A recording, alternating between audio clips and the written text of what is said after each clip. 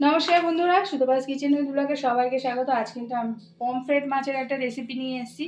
এখানে 4টে পমফ্রেট ধুয়ে নুন হলুদ মাখিয়ে নিয়েছি, সাথে 2টো কাঁচা লঙ্কা। এই কাঁচা লঙ্কাগুলো তো খুব ঝাল, ওই জন্য আমি 2টো নিয়েছি। তোমরা বেশি ঝাল খেলে বেশি নেবে। আর এটা হবে হচ্ছে সর্ষে পোস্ত নারকেল দিয়ে পমফ্রেটের ঝাল। তো আমি এখানে একটু পোস্ত নিয়ে নিলাম, নেব একটু সর্ষে। আমি কিন্তু একটু আলু দেবো ওতে। হ্যাঁ, তোমরা চাইলে এমনি শুধু ঝাল তো এমনিই করতে পারো। টমেটো আর কাঁচা লঙ্কাটা দিয়ে দিলাম, আর দেবো নারকেল কোড়াটা। এই দিয়ে একটা পেস্ট বানিয়ে ব্যাস, নুন হলুদ, এর বেশি আর কিছুই মশলা যাবে না। তো কি বললাম, সর্ষে পোস্ত নারকেল বেটে কাঁচা লঙ্কা সহযোগে পমফ্রেটের ঝাল। ঠিক আছে, চলো এটা বেটে নিয়ে আসি। মশলাটা আমি করে নিয়ে চলে এসেছি, এই যে। তো এটা ঢেলে নিয়ে রান্নাঘরে চলে যাবো।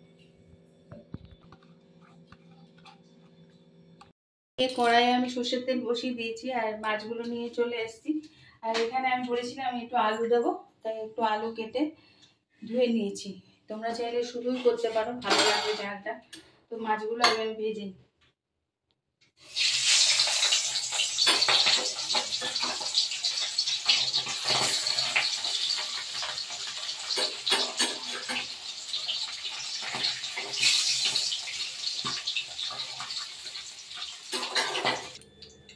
মাছগুলো ভেজে আমি তুলে নিচ্ছি। দিয়ে দিলাম একটু কালো জিরে, আর আলু দেবো, আলুটা ভেজে নেবো। এতে মশলা যে বিশেষ কিছু তা না, কিন্তু কি মশলায় রাখলাম এটাই দেখার। তো চলো আলুগুলো দিয়ে দিলাম।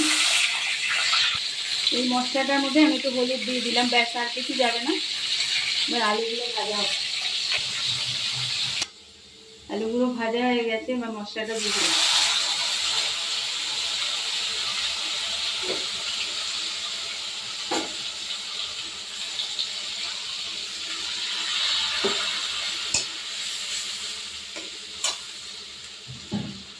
কাঁচা লঙ্কা দিয়ে দিলাম, মশলাটা একটু কষুক। মশলাটা কষে গেছে, তেল ছেড়ে বেরিয়ে এসে দেখা যাচ্ছে। জল দিয়ে দিলাম, মাখা মাখা হবে। এই সময় নুনটা চেক করে নেবে, ব্যাস ফুটে আসলে মাছ দিয়ে নামিয়ে নেবে।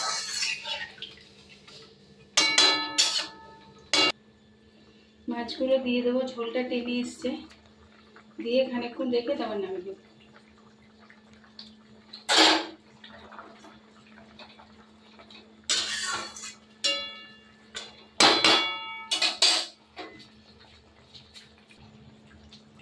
গ্যাস অফ করে দিলাম, একটু ঝাল ঝাল বলে আর একটু কাঁচা লঙ্কা দিয়ে দিলাম। আর এবার আমি সার্ভ করে দিচ্ছি।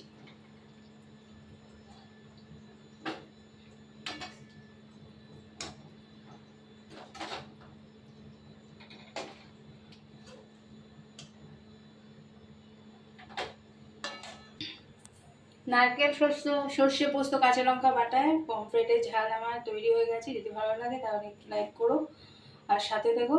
আর এতক্ষণ সাথে থাকার জন্য সকলকে অসংখ্য ধন্যবাদ। আসবো পরবর্তী কোনো ভিডিও নিয়ে।